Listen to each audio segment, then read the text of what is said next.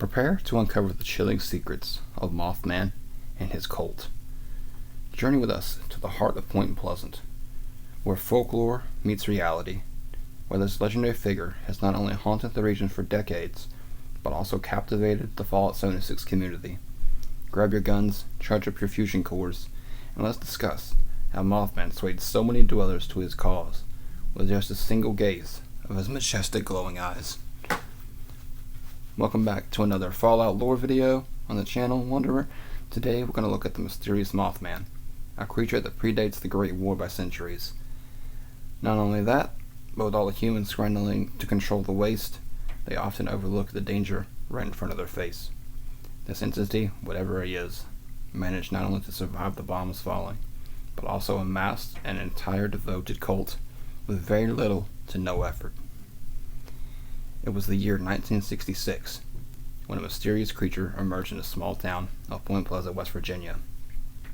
The creature was described as being 7 feet tall with a humanoid body. The wings of the creature had a wingspan of an alleged 10 feet. All of these features, in particular, stuck with the witnesses for the rest of their lives. The feature?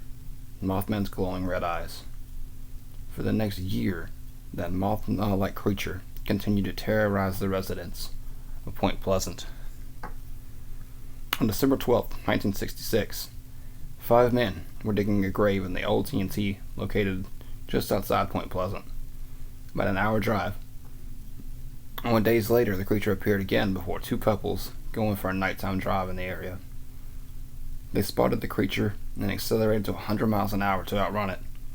Mothman easily kept pace. The couples were chased back to town and immediately reported their sightings to the deputy sheriff. Fast forward to October 2077. After a failed attempt by the cult to summon their benefactor, it was proclaimed by an unknown preacher that the member, Brother Charles, had received a long-awaited vision from Mothman. Visions of flood and water assaulted Brother Charles' peripheries. The Great Winged One warning his flock that an impending flood, and that they would need to seek shelter at higher ground. Brother Charles, as well as his fellow brothers and sisters, would heed the warning. They would recount this as an omen, as a prophecy of fire and blood. Crossing the state and the cliffs overlooking Watauga, they took shelter in the Lucky Hole Mine. There is no evidence to explain why they took this location, but it is believed that Brother Charles led his brothers to safety here. The cultists to take refuge inside this mine would become known as the Enlightened. As a side note, I do feel it necessary to clarify that the Enlightened do not permanently live in Appalachia, but instead visit seasonally to complete the summoning ceremony. They were formed when some of the members of the pre-war cult became disillusioned with the state of the religion post-war, because this is a religion that actually predates the Great War. They fled state together and since worshipped the purple-eyed Mothman, the wise Mothman, exclusively. It is also extremely important to note that unlike the Winged One, the other branch of the Mothman cult, the Enlightened do not regard the moth as a god. The Lucky Hole Mine was previously inhabited by another mysterious group. In March of 2061, an unwell elderly woman stumbled towards the mine's entrance. When the security detail approached her, she requested an understaffed detail to give her a tour of the mine. She was turned away. She would return again with a shady group of individuals on 2 separate occasions.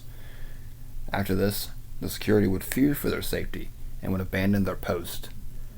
To the cult of the moth, this would mark as a prophecy fulfilled, which foretold entry into their new home would thrice be denied by the faithless before he would open the way.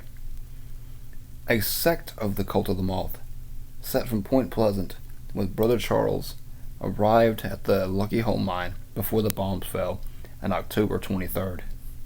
Sometime later, the former Mothman Museum employee and cult affiliate with Jeff Lane would also arrive.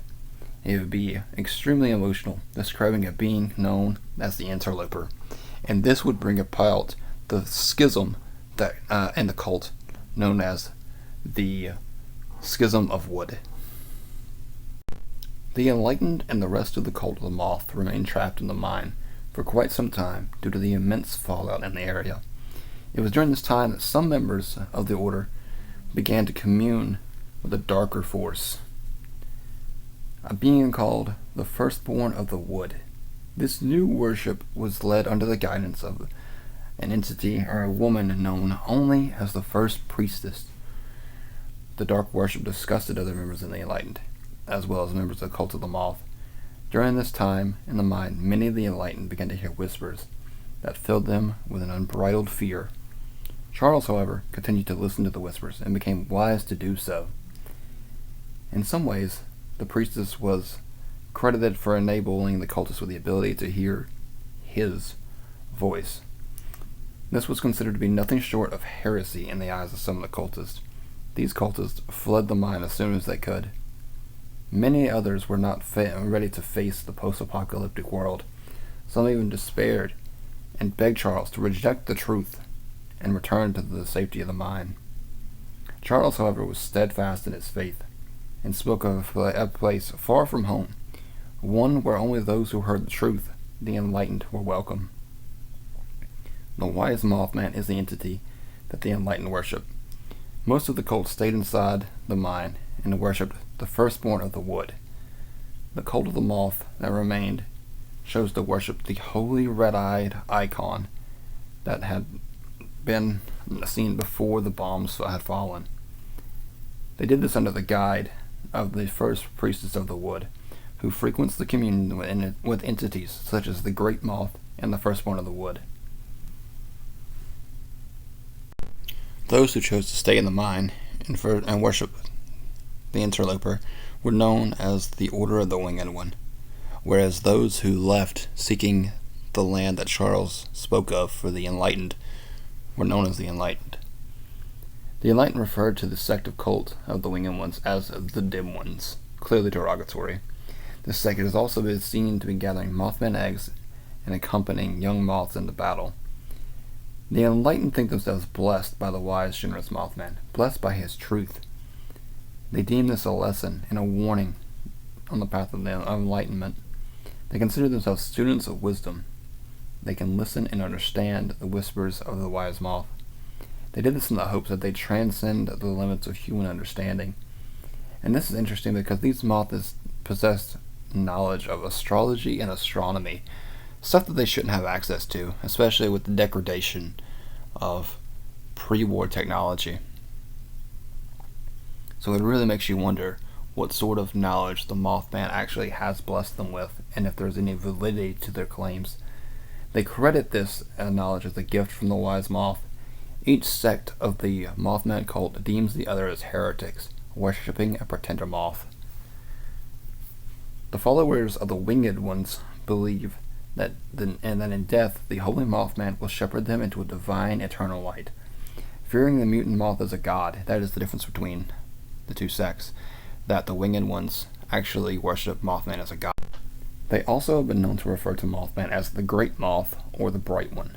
Followers of the ring also deify nature as a whole, deeply revering the flora of Appalachia, and believe this puts them in direct contact with the entity known as the Wood. They believe that there are multiple voices in nature which bring them gifts in exchange for their sacrifices, including that of humans. They also invoke another deity referred to as the Father of the Woods and the Harvester. The cult offers gifts of the woods to the faithful, and some cultists aspire to become a child of the woods. The enlightened ones dismiss the followers' mythology. They preach only the importance of developing each other with personal understanding and the truth of the wise Mothman. But what's funny about that is both sects practice and engage in human sacrifice. Although Observable Errol doesn't seem to understand why the wise Mothman always seems to leave when the sacrifices begin to scream. By the year 2102, in the aftermath of the Great Scorched Plague, all humankind was either dead or assimilated into the Scorched Beast hive mind. I actually have a very recent video describing the Scorched Plague. I'll link in the description below if you guys want to check that out. It's pretty awesome. Feral Mothman would stalk the silent ruins of Appalachia It wasn't until Vault 76 unsealed and the dwellers came out, rid the region of the Scourge Plague once and for all, that Mothmen would flock and return to Appalachia. Shadowy clouds seem to pour from the creature's body at all times. Additionally, small specks rise from their body and fade away. It's possible that this is a direct result of powdery neurotoxins that dust their wings. When startled, the moth will quickly vanish into a black mist. However, it is imperative to understand that aggressive Mothman entities will often reappear slamming into the ground next to their targets. They can be seen regularly visiting most cultist settlements, occasionally gracing smaller settlements with their holy presence. Most settlements are centered with a large pedestal to welcome in the winged one. It has also been documented that followers of Holy Moth will offer handcuffed or even caged humans to the moth.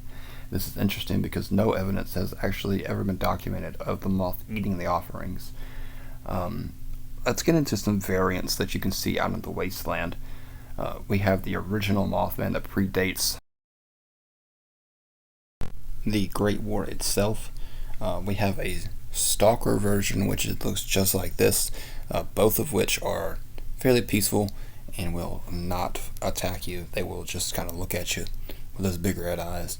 They will disappear, and original Mothman will disappear in a cloud of smoke. However, stalking will retaliate.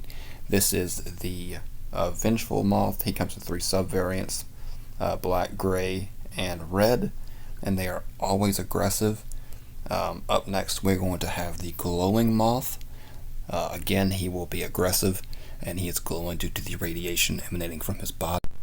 The freshly hatched mothling coming into the last slot here, and they will be accompanying cultists into battle, as cultists are often seen carrying Mothman eggs.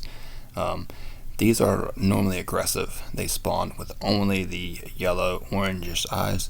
But with that, guys, it is going to do it for me here at the channel. I hope you enjoyed watching. I hope you learned something. Please hit that like and subscribe if you learned anything and enjoyed watching. I will catch you guys in the next one.